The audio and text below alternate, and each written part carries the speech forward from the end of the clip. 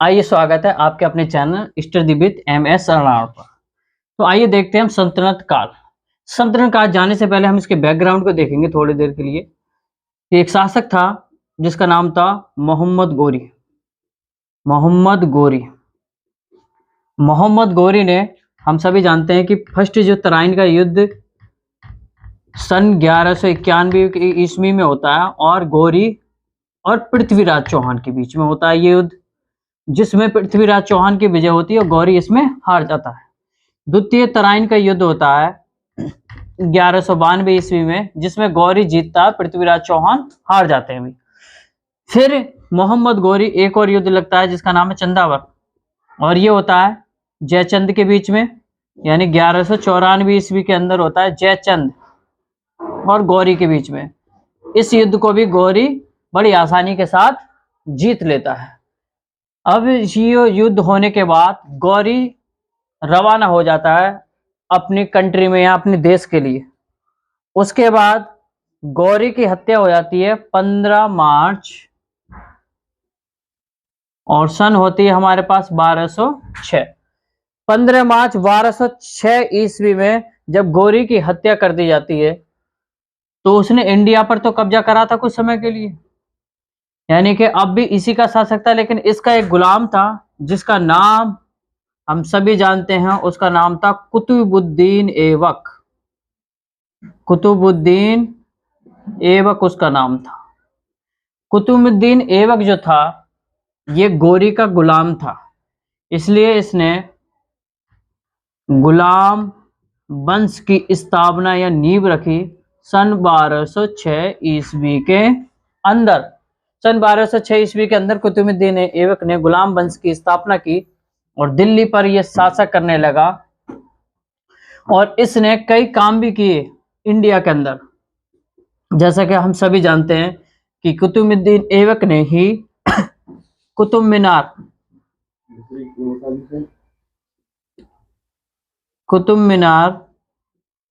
की नींव भी रखी। इसी ने कुतुब मीनार की नींव भी रखी,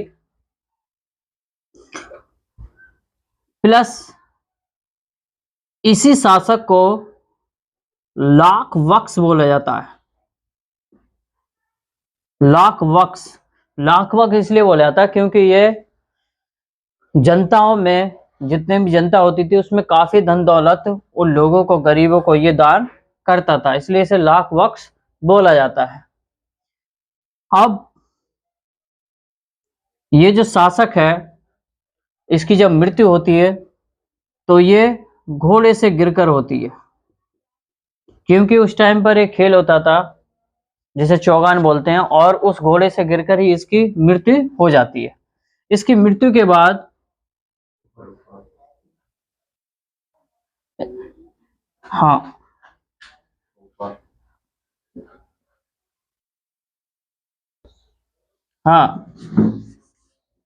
आइए देखते हैं जब इसकी मृत्यु हो जाती है घोड़े से गिरकर, क्योंकि ये चौगान खेलता है और चौगान के खेल में ही घोड़े से गिरकर इसकी डेथ हो जाती है।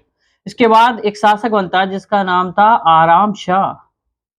आराम शाह एक अयोग्य शासक था, इसलिए इल्तुतमिश क्या होता है, इल्तुतमिश इसकी हत्या कर देता है। किसकी? आराम शाह की जब ये हत्या कर देता है और खुद फिर वहां का शासक बन जाता है। जब ये शासक बनता है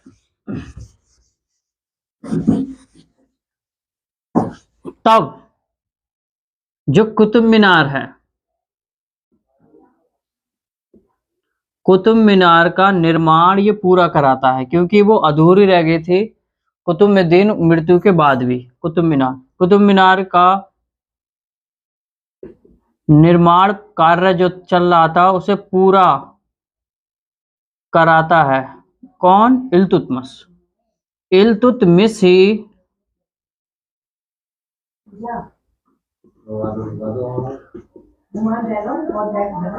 इल्तुतमिश को ही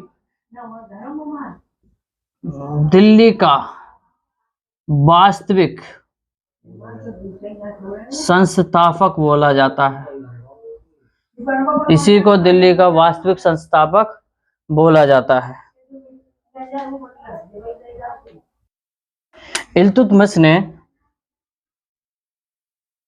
इक्ता इक्ता एक प्रणाली होती थी, इक्ता प्रणाली की शुरुआत की थी। इल्तुतमिश ने चालीसा यानी कि 40 लोगों का एक संगठन होता था, जिसकी स्थापना भी किसने की थी? भी इल्तुतमिश ने ही की थी। इल्तुतमिश ने और भी बहुत से काम किए। अब इल्तुतमिश की डेथ हो जाती है और उसके बाद कई एक और शासक होता है जिसकी भी डेथ हो जाती है। अब इल्तुतमिश की सुपुत्री होती है जिसका नाम था रजिया सुल्तान। क्या रजिया सुल्तान उसका नाम था।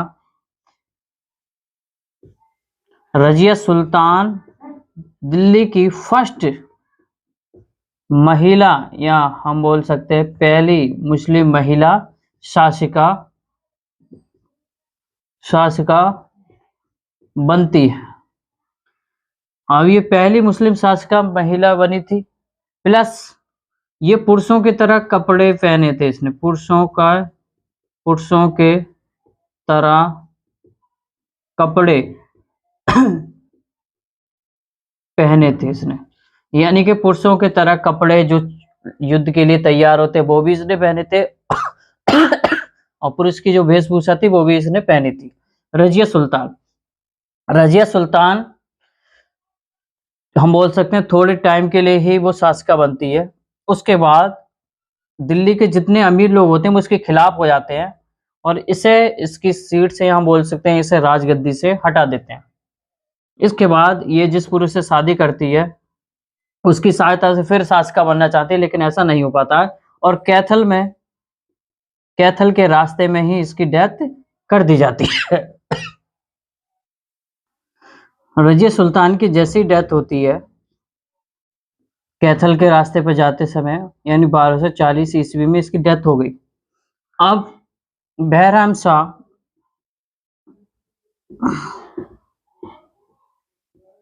शाह शासक बनता है। बहराम शासक को बंदी कौन बना लेता है? बलवन जो था वो बहुत ही हम बोल सकते हैं बुद्धि से अपना काम लेता है और दिल्ली की गद्दी पर वो बैठ जाता है। दिल्ली की गद्दी पर बैठने पर जो उसका एक दामाद होता है उसे भी कुछ टाइम के लिए वो उस गद्दी पर उस सीट पर विराजमान रखता है, उस सीट का मालिक बनाता है, लेकिन ऐसा फिर आगे चल के अधिक टाइम तक नहीं हो पाता है। बलबन जो था उसने कई नियम भी बनाए थे, जैसे हम बोल सकते हैं खून का बदला खून, इसलिए इसे रक्त पिपासु भी इसी बोला जाता था। क्यों बोला जाता था? क्योंकि इसे सुख दुख से किसी के कोई मतलब नहीं था। किसको? बलबन को। और इसने कुछ प्रथाएं भी चलाई, जैसे कि राजा के टाइम में राजा के जब सामने उपस्थित हो शासक के सामने तो उसके सामने सजदा करना, पैमाइश करना। सजदा करना यानी उसे दंडवत करेंगे आप राजा के सामने जब भी हाजिर होंगे, उसकी पैमाइश करेंगे, उसकी तारीफ करेंगे। तो ये किसने आरंभ किया था भाई? बलबन ने ही इसको आरंभ कर दिया।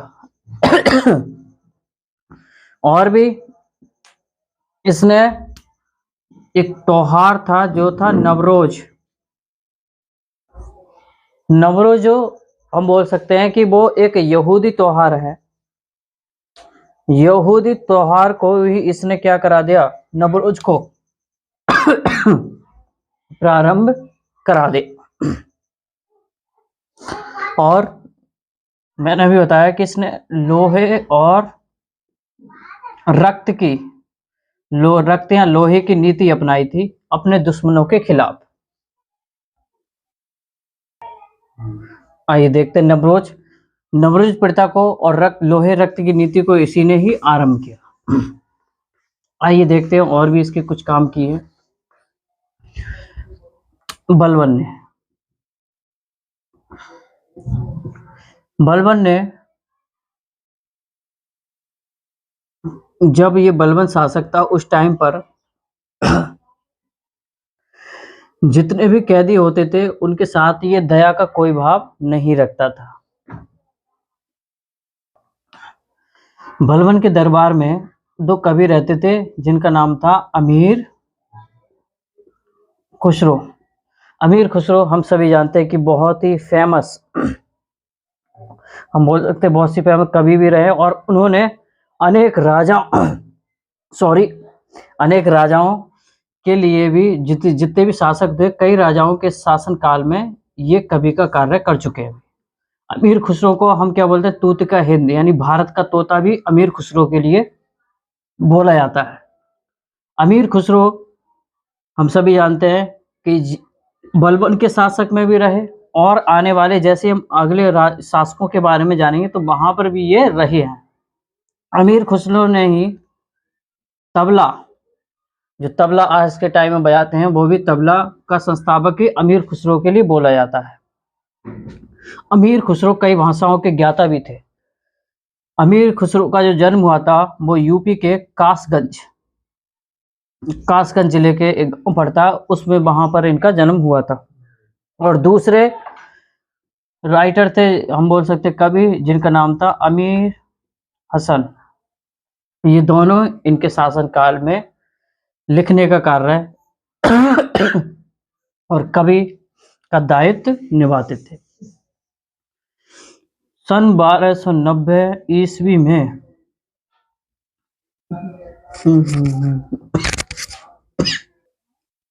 1290 ईस्वी में आते आते गुलाम वंश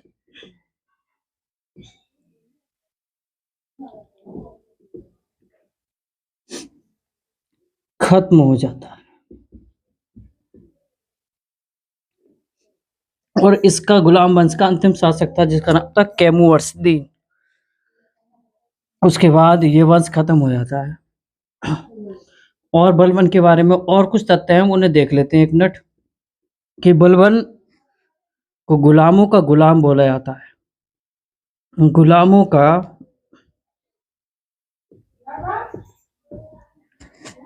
गुलाम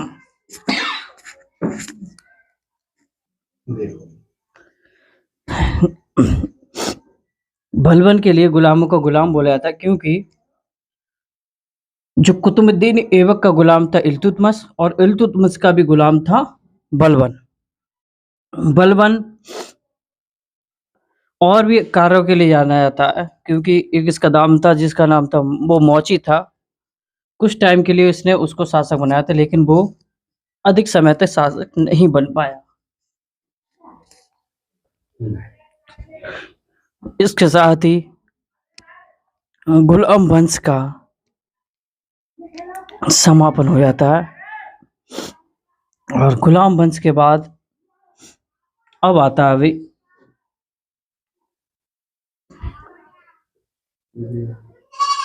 खिलजी वंश।